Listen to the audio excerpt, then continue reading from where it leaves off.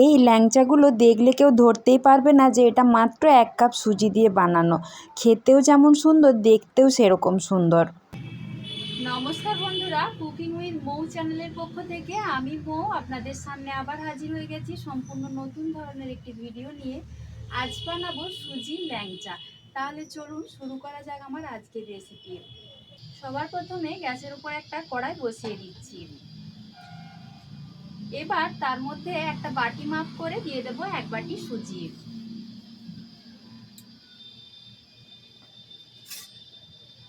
সুজিটা একদম হালকা আঁচে ভালো করে লাল লাল করে একটু ভেজে নিতে হবে।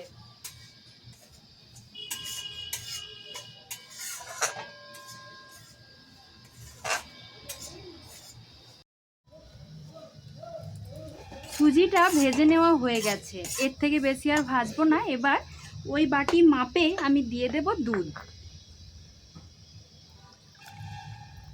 যে বাটিটা মাপ করে সুজি নিয়েছিলাম সেই বাটি মাপ করে ডবল দুধ দিয়ে দিতে হবে। আমি 2 বাটি দিয়ে দিচ্ছি লিকুইড দুধ। দিয়ে ভালো করে এবার মিশিয়ে নিচ্ছি।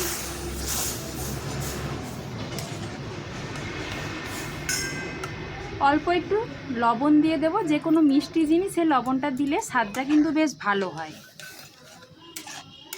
গোলাটা এবার নাড়াচাড়া করে মিশ্রণটা একটু শক্ত করে নেব, যাতে একটা ডোয়ের মতো আকার নেয়।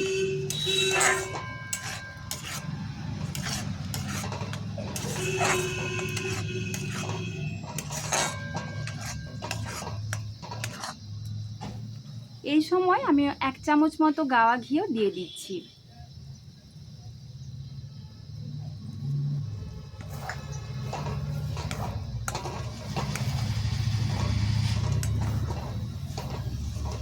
দেখুন মিশ্রণটা কিন্তু আগের চাইতে অনেকটাই শক্ত হয়ে গেছে। এর থেকে বেশি শক্ত করার আর দরকার নেই। এবার আমি গ্যাসের ফ্লেমটা বন্ধ করে দেব।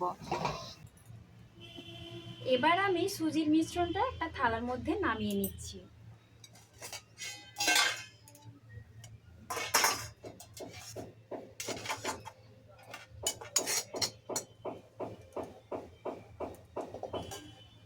তারপর হাত দিয়ে একটু ভালো করে মেখে নিতে হবে। পুরোপুরি ঠান্ডা হয়ে গেলে কিন্তু মাখা যাবে না, হালকা গরম থাকা অবস্থায় কাজটা করতে হবে। ভালোভাবে মেখে নেওয়া হয়ে গেছে। মিশ্রণটা দেখুন আগের চাইতে অনেকটাই নরম নরম হয়ে গেছে। এরকমভাবে মেখে নিতে হবে।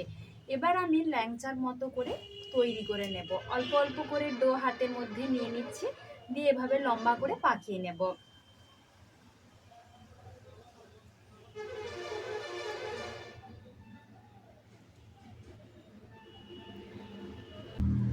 দেখুন বন্ধুরা, আমি ঠিক এই সাইজের ল্যাংচাগুলো তৈরি করে নেব।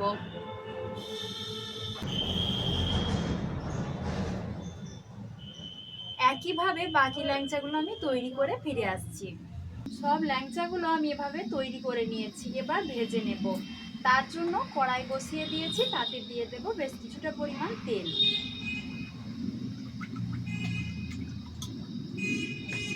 এবার কিছুক্ষণ অপেক্ষা করব তেলটা যাতে ভালোভাবে গরম হয়ে যায়। এটা ভালোভাবে গরম হয়ে গেছে। এবার একটা একটা করে মিষ্টি আমি এখানে দিয়ে দিচ্ছি।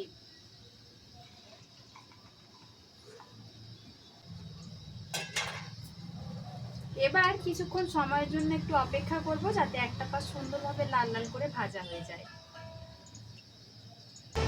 মিষ্টিগুলো ভেজেছি, অনেকটা পর্যন্ত ভাজা হয়েছে, তবে এখনও লাল লাল করে ভাজতে হবে। এই সময় একটু খুন্তি দিয়ে উল্টে পাল্টে নিচ্ছি, যাতে একটা পাশ পুরো অনেকটা লাল না হয়ে যায়। ব্রাউন করে ভাজা হয়ে গেছে। এই সময় অনবরত খুন্তি দিয়ে নাড়িয়ে নাড়িয়ে দুটো পাশই সুন্দর লাল লাল করে ভেজে নেব।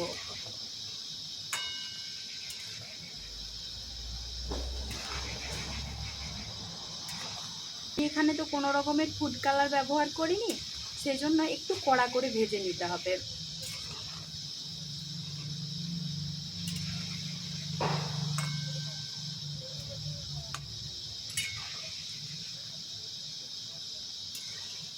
দেখুন মিষ্টিটা সুন্দরভাবে ভেজে নিয়েছি। এর থেকে বেশি আর ভাজবার দরকার নেই। এবার আমি তেলটা ঝরিয়ে নিয়ে তুলে নেব।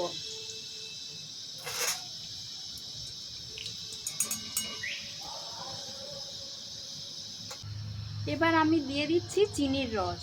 আমার এখানে বাড়িতে চিনির রস ছিল, সেই রসটা এখানে দিয়ে দিচ্ছি। আর আপনাদের কাছে যদি না থাকে সেক্ষেত্রে আপনারা যেই বাটির মাপ করে সুজি নিয়েছিলেন সেই বাটির মাপ করে 1 বাটি চিনি নেবেন আর নিয়ে নেবেন 1 বাটি জল, দিয়ে সুন্দরভাবে একটু ফুটিয়ে নেবেন।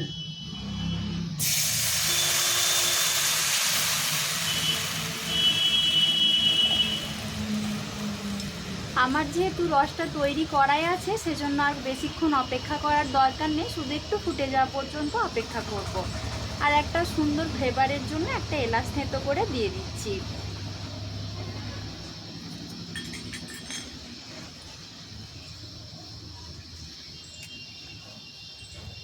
এই মিষ্টির ক্ষেত্রে কিন্তু রসটা খুব বেশি চটচটে করার প্রয়োজন হয় না, চিনিটা মোটামুটি সুন্দরভাবে গলে গেলেই হবে।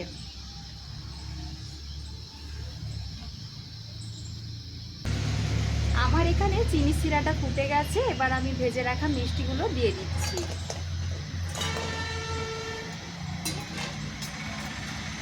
দিয়ে ভালো করে একটু নেড়ে চেড়ে মিশিয়ে নেব।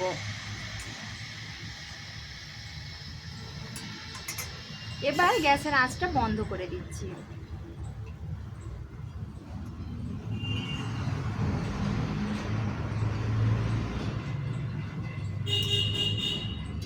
তারপর একটা থালা ঢাকা দিয়ে 0.5 ঘন্টার জন্য রেখে দেব। ফিরে আসছি 0.5 ঘন্টা পর। আমি 0.5 ঘন্টা পর ফিরে এসেছি। এবার ঢাকাটা খুলে আপনাদের সাথে মিষ্টিটা কেমন হয়েছে সেটা শেয়ার করব।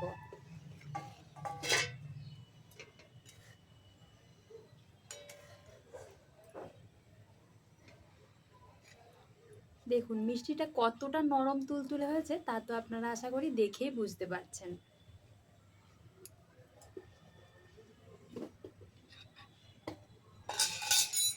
এবার আমি একটা প্লেটের মধ্যে কয়েকটা মিষ্টি তুলে নিয়েও আপনাদেরকে দেখাচ্ছি।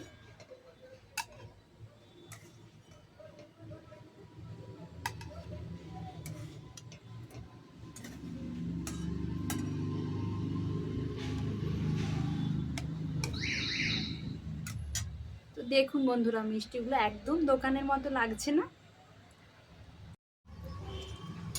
এবার কিছুটা রসও আমি ওপর থেকে এভাবে একটু ছড়িয়ে দিচ্ছি।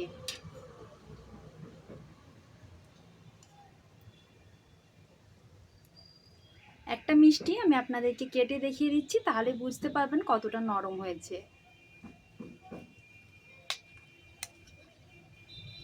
দেখুন বন্ধুরা, একদম রসে তুলতুলে নরম হয়ে গেছে, খেতেও কিন্তু দুর্দান্ত হয়।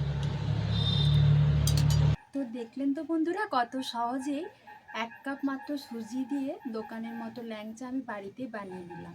তো আমার আজকের রেসিপিটা আপনাদের কেমন লাগলো অবশ্যই আমাকে কমেন্ট করে জানাবেন। যদি একটু ভালো লাগে তাহলে একটা লাইক করে সবার মাঝে বেশি বেশি করে শেয়ার করে দেবার অনুরোধ জানাচ্ছি। আর যদি আমার চ্যানেলটাতে নতুন বন্ধু হয়ে থাকেন তাহলে প্লিজ চ্যানেলটা সাবস্ক্রাইব করে আমার পাশে থাকবেন, যাতে প্রতিদিন এরকম নতুন নতুন রেসিপি আপনিও দেখতে পান। মতো এই পর্যন্তই, দেখা হচ্ছে পরবর্তী ভিডিওতে। সবাই ভালো থাকবেন, সুস্থ থাকবেন, ধন্যবাদ।